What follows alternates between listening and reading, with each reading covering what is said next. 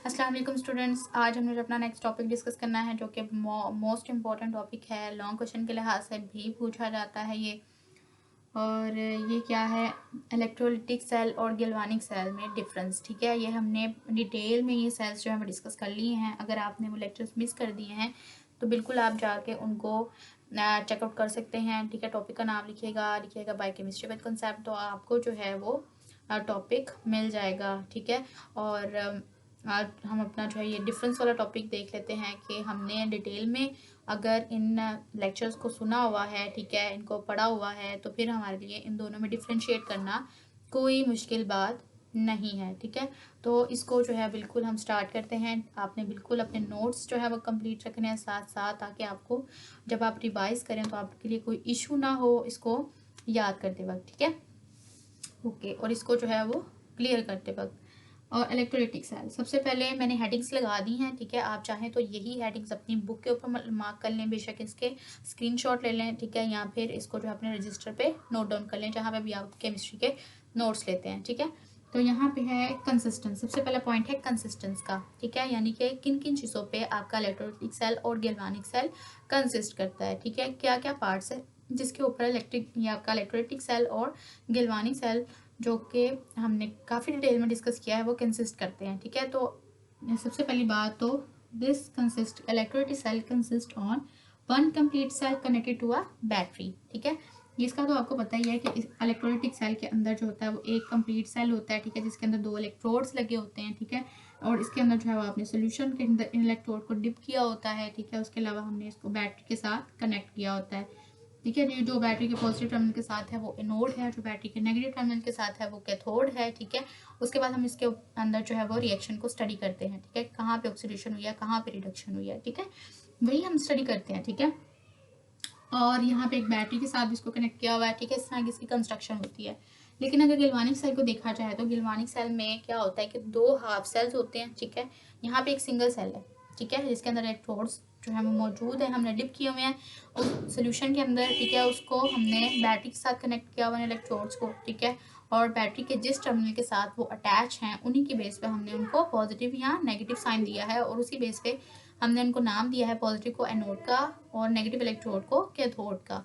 ठीक हो गया। उसके बाद गैल्वानिक सेल होते हैं, उसमें 2 हाफ सेल्स होते हैं। ठीक है, बिल्कुल इस तरह से, एक ये हाफ सेल होता है, एक ये हाफ सेल होता है। ठीक है जी, और इसके अंदर जो भी इलेक्ट्रोड है, ठीक है, फॉर एग्जांपल अगर वो जिंक का है, ये जो इलेक्ट्रोड है वो जिंक का है, ये जो इलेक्ट्रोड है वो कॉपर का है, तो जिस मेटल का इलेक्ट्रोड है उसी मेटल के सॉल्ट सोल्यूशन के अंदर आपने इन इलेक्ट्रोड को डिप करना है। ठीक है, जैसे कि अगर आपके पास यहाँ पे जिंक का इलेक्ट्रोड है तो आपने इस इलेक्ट्रोड को डिप करना है जिंक मेटल के ही सॉल्ट सोल्यूशन के अंदर, जिंक सल्फेट के 1 मोलर सोल्यूशन के अंदर। ठीक है, उसके बाद है कॉपर। कॉपर का इलेक्ट्रोड है अगर, तो आपने कॉपर इलेक्ट्रोड को भी डिप करना है उसी मेटल के सॉल्ट सोल्यूशन के अंदर। ठीक है, इस तरह से आपने इसको जो है वो डिप कर लेना है कॉपर सल्फेट के अंदर, और ये सोल्यूशन भी 1 मोलर होगा। ठीक है, उसके बाद फिर यहाँ पे जो है हमने इसको अटैच किया होता है ब्रिज के साथ। ठीक है, इन दोनों सेल्स को आपस में कनेक्ट किया होता है ब्रिज के साथ। ठीक है, दूसरा पॉइंट ऑफ डिफरेंस ये आ गया। यहाँ पे बैटरी, हमने दोनों इलेक्ट्रोड्स को कनेक्ट किया हुआ था बैटरी के साथ, और यहाँ पे जो दोनों सेल हैं, यहाँ पे एक सेल को अंदर जो इलेक्ट्रोड्स हैं उनको हमने अटैच किया हुआ था बैटरी के साथ, कनेक्ट किया हुआ था, और यहाँ पे जो 2 सेल्स हैं, जो हाफ सेल्स हैं, उनमें जो दोनों सेल्स हैं उनको हमने कनेक्ट किया हुआ है इसके साथ, सॉल्ट ब्रिज के साथ। ठीक है, ये बात यहाँ half cells connected to a salt bridge. ठीक है, दोनों half cells connected to a salt bridge. Second point की तरफ चलते हैं, चार्जेस की तरफ। चार्जेस जो होते हैं जी, यहाँ पे जो बैटरी के पॉजिटिव टर्मिनल के साथ इलेक्ट्रोड होता है उसको एनोड का नाम दिया जाता है, और जो नेगेटिव के साथ अटैच होता है उसको कैथोड का नाम दिया जाता है।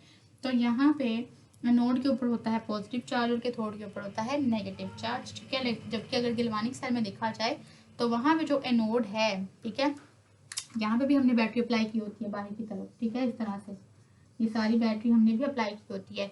ये जो है वो पॉजिटिव के साथ अटैच होता है, ये नेगेटिव के साथ अटैच होता है। लेकिन जब हम रिएक्शन को स्टडी करते हैं तो जिंक मेटल की जो टेंडेंसी होती है वो इलेक्ट्रॉन को लूज करने की ज़्यादा होती है। ठीक है, तो इलेक्ट्रॉन लूज करने की वजह से यहाँ पे किसकी कंसनट्रेशन ज़्यादा चली जाती है, क्योंकि इलेक्ट्रॉन लूज कर रहा होता है। जिंक मेटल जो है इस इलेक्ट्रोड जिंक मेटल की बना हुआ है ना। ठीक है, तो वही जिंक मेटल जो है जिसका इलेक्ट्रोड बना हुआ है इलेक्ट्रॉन को लूज कर चला जाता है, तो उसकी वजह से इलेक्ट्रोड के ऊपर नेगेटिव चार्ज का ज़्यादा कंसंट्रेशन हो जाता है। उस नेगेटिव चार्ज की ज़्यादा कंसंट्रेशन की वजह से इस एनोड के ऊपर जो है वो नेगेटिव चार्ज आ जाता है। और कॉपर जो है, कॉपर इलेक्ट्रोड, क्योंकि यहाँ से इलेक्ट्रॉन आउटर सर्किट से होते हुए इस कॉपर वाले इलेक्ट्रोड की तरफ जाते हैं, और आपको पता है सोल्यूशन के अंदर जो है वो कॉपर +2 आयंस मौजूद हैं, ठीक है, कॉपर 2+ आयंस मौजूद हैं। तो वही इलेक्ट्रॉन यहाँ से कॉपर आयन जो है निकल के इस इलेक्ट्रोड के ऊपर जाएंगे, उन इलेक्ट्रॉन्स को गेन कर लेंगे जो कि जिंक इलेक्ट्रोड की तरफ से आ रहे हैं, ठीक है। तो जब ऐसा होगा तो कॉपर आयंस इस तरह से इलेक्ट्रॉन गेन करने के बाद इस कॉपर इलेक्ट्रोड के ऊपर डिपॉजिट होना शुरू हो जाते हैं, ठीक है, जिसकी वजह से क्या होता है कि इस कॉपर इलेक्ट्रोड के ऊपर क्या होना शुरू हो जाता है, पॉजिटिव चार्ज की कंसंट्रेशन ज़्यादा होनी शुरू हो जाती है, क्योंकि इलेक्ट्रॉन कंजप्शन ज़्यादा हो रही है। जब इलेक्ट्रॉन कंजम्पशन ज़्यादा हो रही है, पीछे पॉजिटिव चार्ज ज़्यादा प्रोड्यूस होता चला जा रहा है, इसकी वजह से इनके कैथोड के ऊपर क्या होता है, पॉजिटिव चार्ज मौजूद होता है, ठीक है, ये बात की जा रही है यहाँ पे।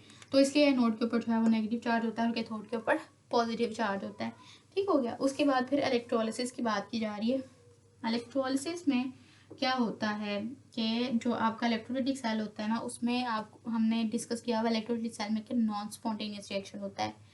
नॉन स्पॉन्टेनियस रिएक्शन कौन सा होता है, ऐसा रिएक्शन जो कि खुद ब खुद प्रोसीड नहीं हो सकता, हमें उसे इलेक्ट्रिसिटी प्रोवाइड करनी पड़ती है, ठीक है, तो वो होता है नॉन स्पॉन्टेनियस रिएक्शन, ठीक है, ये नॉन स्पॉन्टेनियस रिएक्शन होता है जी, ठीक है। और उसके अलावा इसमें हमें करंट यूज़ करनी पड़ती है, use for non spontaneous reaction, तो करंट हमें जो है वो यूज़ करनी पड़ती है फॉर नॉन स्पॉन्टेनियस रिएक्शन, ठीक है। जबकि अगर गैल्वेनिक सेल में देखा जाए तो वहाँ पे क्या होता है, करंट रिएक्शन के दौरान प्रोड्यूस होती है, ठीक है, क्योंकि यहाँ पे जो बैटरी हमने यूज़ की थी हमने उससे करंट को अप्लाई नहीं किया, ठीक है। यहाँ पे जो इलेक्ट्रोड्स हैं, ठीक है, और जिंक का जो इलेक्ट्रोड है वही इलेक्ट्रॉन लूज कर रहा है और वही इलेक्ट्रॉन इस आउटर सर्किट से होते हुए इस कॉपर इलेक्ट्रोड की तरफ जा रहे हैं, जिसकी वजह से हमें पता चल रहा है कहाँ पे ऑक्सीडेशन हो रही है, कहाँ पे रिडक्शन हो रही है। अदरवाइज यहाँ पे बैटरी का इतना रोल नहीं है, ठीक है, ओके। तो यहाँ पे क्या हो रहा है कि करंट यहाँ से प्रोड्यूस हो रही है। करंट का फ्लो कब होता है, जब इलेक्ट्रॉन्स फ्लो करते हैं, तो इलेक्ट्रॉन्स इस इलेक्ट्रोड से इस इलेक्ट्रोड की तरफ मूव करके जा रहे हैं थ्रू द बैटरी, ठीक है। तो यहाँ पे क्या हो रहा है, करंट प्रोड्यूस हो रहा है ड्यूरिंग द रिएक्शन, जब ये रिएक्शन हुआ तो करंट प्रोड्यूस हुआ, ठीक हो गया। उसके बाद जी आई थिंक इट्स आपको जो है ये क्लियर हो गया है, ठीक है।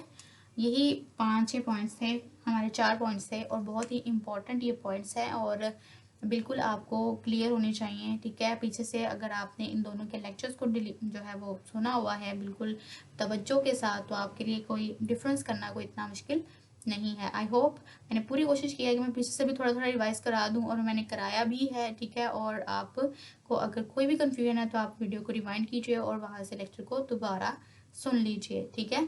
और बिल्कुल अपने नोट्स को जो है वो आप लोग साथ साथ प्रिपेयर कीजिए, ठीक है।